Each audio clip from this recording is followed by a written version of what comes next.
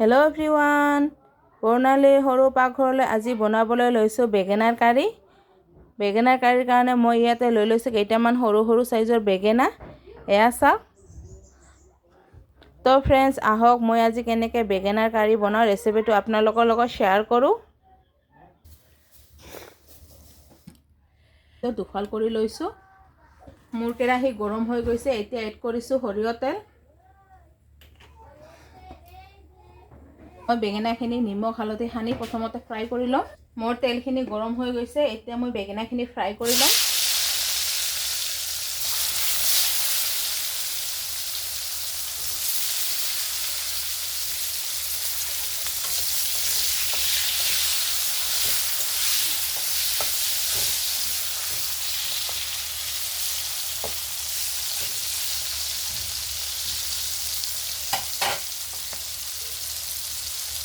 এইফালে মোৰ বেঙেনাখিনি ফ্ৰাই হৈ থাকক আৰু মই ইয়াতে কেইটামান কাজু, কিচমিচ, এটা পিঁয়াজ আৰু 3টা শুকান জলকীয়া মই পেষ্ট কৰি ল'ম।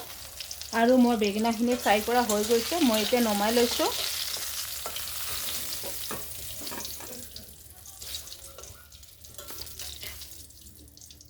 আৰু বেঙেনা ভজা তেলখিনিতে মই এড কৰিম অলপখিনি কালি জিৰা, এটা শুকান জলকীয়া আৰু পিঁয়াজ।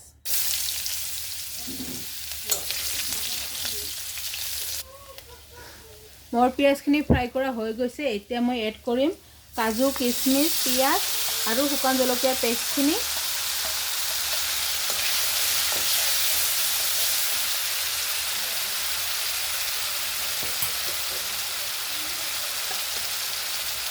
আদা এড কৰিছোঁ অলপখিনি, আধা চামুচ।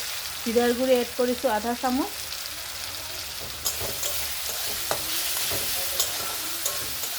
হালধিৰ গুড়ি এড কৰিছোঁ আধা চামুচ। মই এড কৰিছোঁ পৰিমাণ অনুসৰি মই আধা চামুচ এড কৰিছোঁ, যিহেতু মই বেঙেনাখিনি নিমখ দি ফ্ৰাই কৰিছিলোঁ।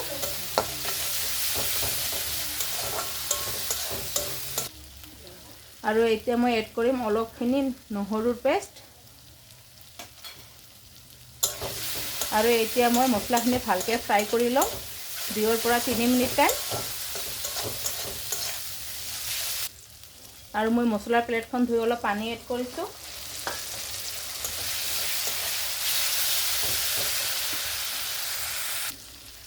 আৰু মই 1 পৰা 2 মিনিট টাইম ফ্ৰাই কৰি লোৱাৰ পিছত এতিয়া মছলাখিনিৰ পৰা তেল এৰিছে।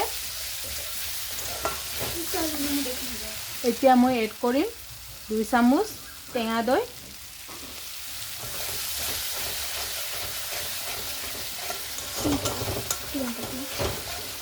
আৰু দৈখিনি এড কৰাৰ পিছত মই গ্ৰেভিখিনি আৰু 2 মিনিট টাইম ফ্ৰাই কৰি ল'ম। আৰু 1 পৰা 2 মিনিট টাইম ফ্ৰাই কৰাৰ পিছত এতিয়া এড কৰিছোঁ মই পানী। মই পানী বেছিকৈ এড নকৰিম, অলপখিনি এড কৰিম।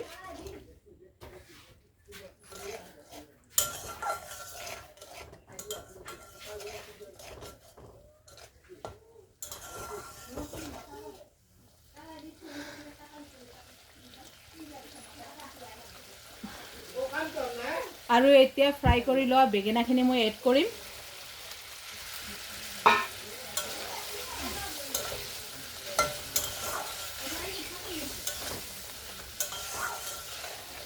আৰু বেঙেনাখিনিৰ সৈতে গ্ৰেভিখিনি মই 1 মিনিট টাইম জাল কৰি ল'ম।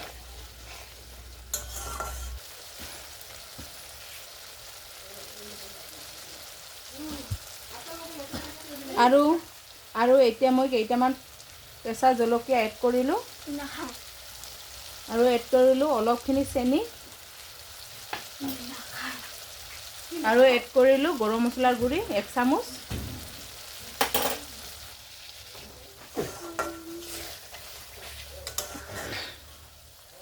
আৰু হৈ গৈছে মোৰ বেঙেনা কাৰী। মই গেছটো বন্ধ কৰি দিছোঁ।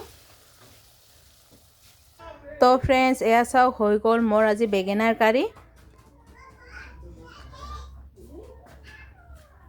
আৰু আজি মোৰ ভিডিঅ'টো ইমানখিনিয়ে আছিল। আৰু আজি মোৰ ভিডিঅ'টো ভাল লাইক কৰিব, কমেণ্ট কৰিব আৰু ছাবস্ক্ৰাইব কৰিবলৈ নাপাহৰিব। ধন্যবাদ।